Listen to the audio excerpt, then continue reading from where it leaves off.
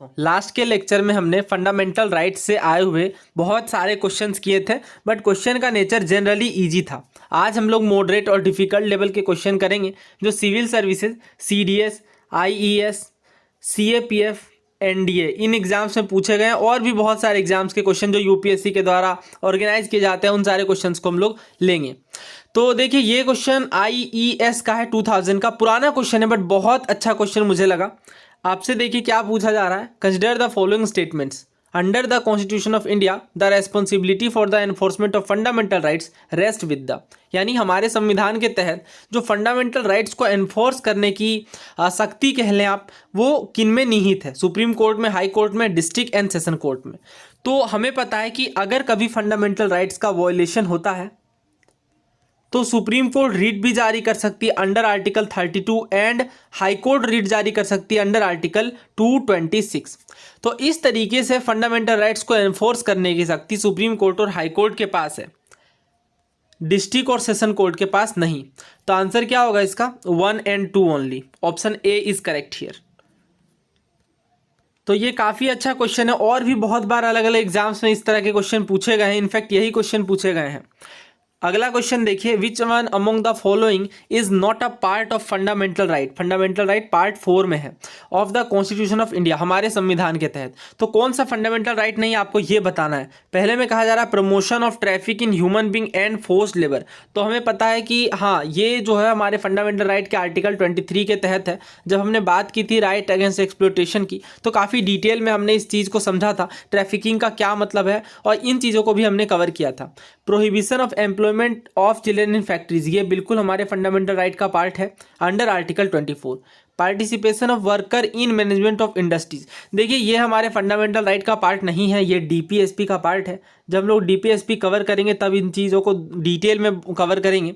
और practice any profession और to carry on any occupation, trade और बिजनेस, ये भी बिल्कुल फंडामेंटल राइट का पार्ट है अंडर आर्टिकल 19। तो हमारा आंसर क्या होगा फिर? ऑप्शन सी, क्योंकि ये डीपीएसपी है ना कि फंडामेंटल राइट। तो हमसे वही पूछा गया था कि कौन सा पार्ट नहीं है। तो इस तरीके से हमारा आंसर क्या है? Option C. तो डीपीएसपी से हम लोग कवर करेंगे तो बहुत डिटेल में करेंगे, या फिर अगर आपको एलिमिनेशन टेक्निक आती है तो काफ़ी आसानी से आप कर सकते हैं। ये सीडीएस 2019 का क्वेश्चन था। नेक्स्ट क्वेश्चन देखिए, ये सवाल एनडीए 2016 में पूछा गया है। आपसे पूछा जा रहा है the citizen of India do not, यहाँ पे फोकस करना है नॉट पे, do not have which one of the following fundamental right. तो कौन सा मूल अधिकार हमारे पास नहीं है? Right to reside and settle in any part of India. तो बिल्कुल ये हमारा फंडामेंटल राइट है अंडर आर्टिकल 19। इस चीज़ को हमने कवर भी किया कि आर्टिकल 19 के तहत फंडामेंटल राइट्स हैं, जिनमें right to reside and settle है। इसके अलावा right to freedom of speech and expression, और भी बहुत सारी चीज़ें इसके अंदर कवर्ड हैं। दूसरे में कहा जा रहा है right to acquire, hold and dispose of property. जी नहीं, ये चीज़ हमारी फंडामेंटल राइट थी, बट 44th अमेंडमेंट एक्ट 1978 के तहत इसे लीगल राइट बना दिया गया under article 300A under part 12 of our Indian constitution. तो इस तरीके से वर्तमान में ये हमारा फंडामेंटल राइट नहीं है, तो इसलिए हमारा आंसर होगा ऑप्शन बी, यानी प्रॉपर्टी एक्वायर और होल्ड डिस्पोज करना फंडामेंटल राइट नहीं है, लीगल राइट है। तो हमारा आंसर ऑप्शन बी है। आगे पढ़ लेते हैं बाकी के ऑप्शंस को। किसी भी प्रोफेशन को प्रैक्टिस करना, ये अंडर 19 हमारा फंडामेंटल राइट है। कोऑपरेटिव सोसाइटीज बनाना, इस पर भी हमने बात की। आर्टिकल 19 के तहत ही हमने कवर किया था फ्रीडम ऑफ एसोसिएशन के टाइम पे, कि सभी सिटीजन को राइट होगा कि वो एसोसिएशन फॉर्म कर सकते हैं और कोऑपरेटिव सोसाइटी भी फॉर्म कर सकते हैं। वैसे ये चीज़ हमारे कॉन्स्टिट्यूशन में पहले नहीं थी, 97th अमेंडमेंट एक्ट 2011 के तहत ये जोड़ी गई है। इस पर भी हम लोग अलग से चैप्टर है कोऑपरेटिव सोसाइटीज़ पर, बहुत डिटेल में बात करेंगे। तो चूंकि ये आर्टिकल 19 के तहत कवर्ड है, यानी कि ये फंडामेंटल राइट है। तो इस हमारा आंसर क्या होगा फिर? हमसे पूछा गया नॉट।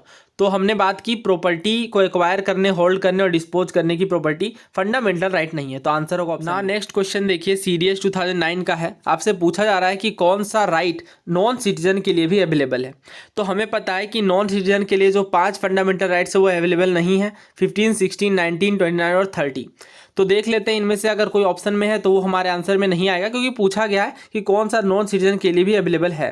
तो पहले में कहा जा रहा है right to speech assembly and form association, तो ये चीज़ है आर्टिकल 19 के तहत। Right to move, reside and settle in any part, ये चीज़ भी अंडर आर्टिकल 19 है।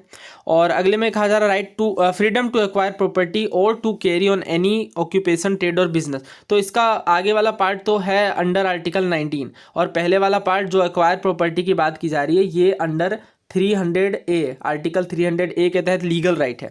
तो ये चीज़ देखिए, इसमें जो आधा पार्ट है वो आर्टिकल 19 है, जो कि हमें पता है नॉन सिटीजन को अवेलेबल नहीं है, तो हमारे आंसर में ये भी नहीं आएगा। और चौथा कहा जा रहा है राइट टू कॉन्स्टिट्यूशनल रेमेडीज। बिल्कुल, अगर किसी भी नॉन सिटीजन का भी फंडामेंटल राइट हनन होता है तो काफ़ी आसानी से सुप्रीम कोर्ट या हाई कोर्ट जा सकते हैं, बिकॉज ये फंडामेंटल राइट उन्हें भी दी गई है। तो इस तरीके से हमारा आंसर ऑप्शन डी होगा। और हमें देखिए, ऑप्शन को एलिमिनेट करना काफ़ी आसान है अगर आपको बस ये बात पता है कि 15, 16, 19, 29 और 30 जो है वो ही केवल नॉन सिटीजन को नहीं दिए गए, बाकी सभी फंडामेंटल राइट्स दिए गए हैं। तो इस तरीके से जब आप समझ लेंगे तो इस तरह के क्वेश्चन करना काफ़ी आसान होगा। अगला सवाल देखिए, CDS 2013 का है। पूछा जा रहा है कि कौन सा फ्रीडम स्पेसिफिकली मेंशन नहीं है कॉन्स्टिट्यूशन में एज अ फंडामेंटल राइट, लेकिन ये सुप्रीम कोर्ट के द्वारा सब्सिक्वेंटली अपहेल्ड किया गया है। पहले में कहा जा रहा है freedom of trade, occupation and business, freedom to reside and settle in any part of country, freedom of association and union and freedom of the press. तो देखिए, ये सारी चीज़ें हैं हमारे कॉन्स्टिट्यूशन में मेंशन, लेकिन फ्रीडम ऑफ स्पीच नहीं है और ये अपहेल्ड की गई है सुप्रीम कोर्ट के द्वारा। देखिए, फ्रीडम ऑफ स्पीच हमारे कॉन्स्टिट्यूशन में स्पेसिफिकली मेंशन्ड तो नहीं है, लेकिन हमारे कॉन्स्टिट्यूशन में अंडर आर्टिकल 19 हमें पता है freedom of speech and expression की बात की गई है। और हमारे कॉन्स्टिट्यूएंट असेंबली के डिबेट्स में डॉक्टर अंबेडकर के द्वारा ये क्लियर कर दिया गया था कि कोई स्पेशल मेंशन नहीं रखा जा रहा है फ्रीडम ऑफ प्रेस का, और ये ज़रूरी नहीं है, क्योंकि प्रेस जो है वो इंडिविजुअल के फंडामेंटल राइट्स के अंदर ही कवर्ड हो जाता है। जब बात आती है राइट ऑफ एक्सप्रेशन की, अपने व्यूज़ को एक्सप्रेस करने की किसी भी माध्यम के द्वारा, इसी के अंदर फ्रीडम ऑफ प्रेस भी कवर्ड है। तो इस क्वेश्चन का आंसर क्या है फिर? Option D. बहुत अच्छा क्वेश्चन है ये। और बाकी तीनों तो हमें पता ही है कि हाँ स्पेसिफिकली मेंशन है, जैसे फ्रीडम ऑफ ट्रेड की हमने बात की, रिजाइड करने की, एसोसिएशन और यूनियन बनाने की भी।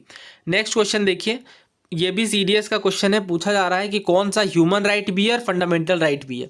Right to information, education, right to work या राइट टू हाउसिंग। तो right to education human right भी है और फंडामेंटल राइट भी है, यानी ये मानवाधिकार के तहत कवर्ड है, राइट। तो आंसर क्या है फिर? Option B. नेक्स्ट क्वेश्चन देखिए, CDS 2014 का है। आपसे पूछा जा रहा है forming a cooperative society is a fundamental right. तो बिल्कुल ये कोऑपरेटिव सोसाइटी फंडामेंटल राइट है अंडर आर्टिकल 19। दूसरे में कहा जा रहा है cooperative society do not fall within the ambit of right to information act. तो देखिए, ये बात भी बिल्कुल सही है। कोऑपरेटिव सोसाइटी पर जब हम लोग अलग से डिस्कशन करेंगे तो डिटेल में बात करेंगे, राइट टू इन्फॉर्मेशन के अंदर ये कवर्ड नहीं है। तो इसका आंसर क्या आएगा फिर? Option C.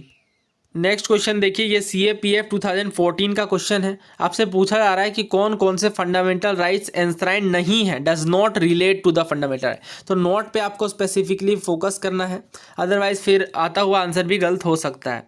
पहले स्टेटमेंट में कहा जा रहा है free and compulsory education to all children of the age of 6 to 14। तो ये चीज़ हमें पता है कि हाँ ये हमारे फंडामेंटल राइट में ऑलरेडी है अंडर आर्टिकल 21A, और इसे कब जोड़ा गया है? 86वें संविधान संशोधन 2002 के तहत। याद रखना है आपको यह भी। दूसरे में कहा जा रहा है prohibition of trafficking in human beings and forced labour. तो जी बिल्कुल आर्टिकल 23 के तहत ये फंडामेंटल राइट है। Improvement of public health and prohibition of intoxicating drinks. देखिए, ये फंडामेंटल राइट नहीं बल्कि DPSP है। Promotion of the education and economic interest of the weaker, again ये DPSP है। आपको ध्यान रखना है, हम लोग DPSP पर अभी हमने लेक्चर कवर नहीं किया है, बट जब करेंगे तो काफ़ी डिटेल में इन चीज़ों को देखेंगे। तो हमारे आंसर में केवल 1 और 2 नहीं आएगा, क्योंकि डज नॉट रिलेट पूछा गया, तो 3 और 4 आएगा। देखिए, यहाँ पे गलती होने की संभावना रहती है, इसलिए नॉट वाले चीज़ को फोकस कर लें या एनसर्कल कर लें। तो ऑप्शन डी यहाँ पे सही आंसर है। अगला सवाल देखिए, CDS 2020 का है। पूछा जा रहा है कि किस ग्राउंड पे supreme court can refuse relief, यानी रिलीफ प्रदान करना अंडर आर्टिकल 32 के तहत सुप्रीम कोर्ट रिफ्यूज कर सकती है।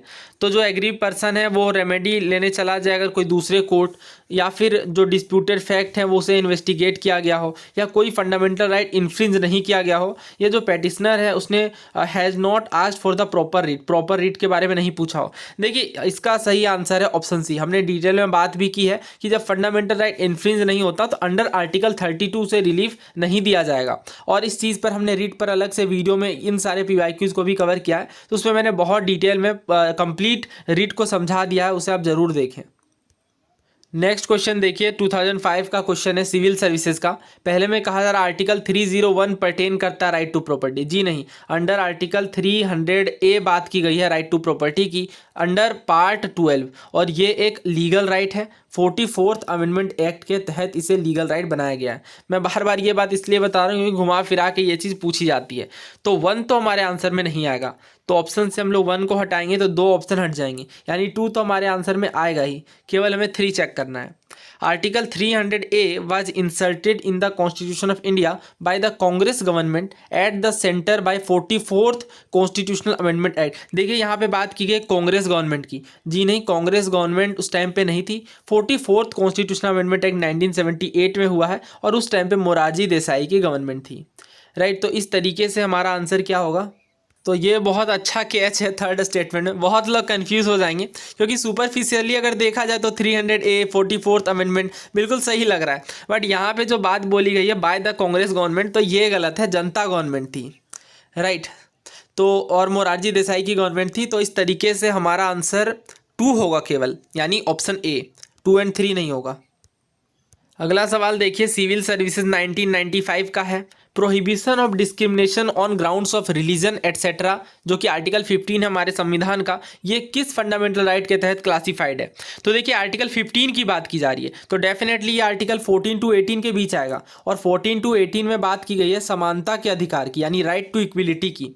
तो इस तरीके से हमारा आंसर होगा ऑप्शन डी, राइट। और देखिए जब आप एक बार इस चीज़ को अच्छे से समझ लेंगे कि कौन सा फंडामेंटल राइट या कौन सा आर्टिकल के तहत किसमें कवर्ड है, तो काफ़ी आसानी से फिर आप इन्हें सॉल्व कर लेंगे। और कल्चरल और एजुकेशनल राइट तो अंडर आर्टिकल 29 और 30 देखने को मिलेगा। राइट अगेंस्ट एक्सप्लॉयटेशन 23 और 24 है। Right to freedom of religion 25 to 28 है। तो हमारा एक ही आंसर बचता है एलिमिनेशन के थ्रू भी, option D, right to equality. समानता के अधिकार के तहत ही बात की गई है, किसी प्रकार का डिस्क्रिमिनेशन नहीं किया जाएगा रिलीजन एटसेट्रा के बेसिस पे। नेक्स्ट क्वेश्चन देखिए, राइट टू इन्फॉर्मेशन के बारे में पूछा जा रहा है। राइट टू इन्फॉर्मेशन क्या है, फंडामेंटल राइट है, लीगल राइट है, दोनों ही है, या फिर ना ही फंडामेंटल राइट है ना ही लीगल राइट है। ये क्वेश्चन CAPF 2011 का है। देखिए right to information fundamental right भी है और लीगल राइट भी है, तो हमारा आंसर होगा ऑप्शन सी। नेक्स्ट क्वेश्चन देखिए, CDS 2020 का है। इस पर हमने लास्ट के लेक्चर में भी बात की थी। पूछा जा रहा है कि कौन से इंडियन नेशनल कांग्रेस के सेशन में फंडामेंटल राइट और इकोनॉमिक पॉलिसी पर रेजोल्यूशन पास किया गया था। तो ये सेशन था 1931 का कराची सेशन, राइट, जिसे प्रिजाइड किया था, इसमें प्रेसिडेंट थे सरदार वल्लभ भाई पटेल।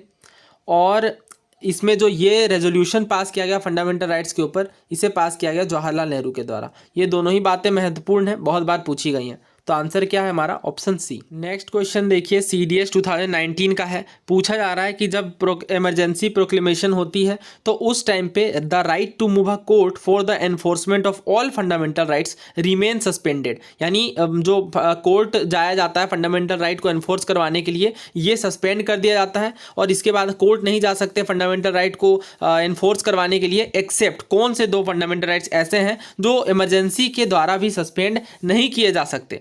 तो देखिए इसका सही आंसर है ऑप्शन ए, आर्टिकल 20 और 21। तो इस पर हमने बात भी की थी कि जब नेशनल इमरजेंसी ऑपरेट होती है तो उस टाइम पे फंडामेंटल राइट्स को सस्पेंड कर दिया जाता है, एक्सेप्ट आर्टिकल 20 और 21। इसके अलावा हमने ये भी बात की थी कि आर्टिकल 19 को तभी सस्पेंड किया जा सकता है जब इमरजेंसी एक्सटर्नल एग्रेशन या के बेसिस पे डिक्लेयर की गई हो, राइट। जब इमरजेंसी पर बात करेंगे तो उसके ग्राउंड्स देखेंगे, जिसमें से एक ग्राउंड होता है एक्सटर्नल एग्रेशन का। दोस्तों इस वीडियो में इतना ही रखते हैं, और भी बहुत सारे क्वेश्चंस हैं फंडामेंटल राइट्स के ऊपर जो पूछे गए हैं UPSC के अलग अलग परीक्षाओं में।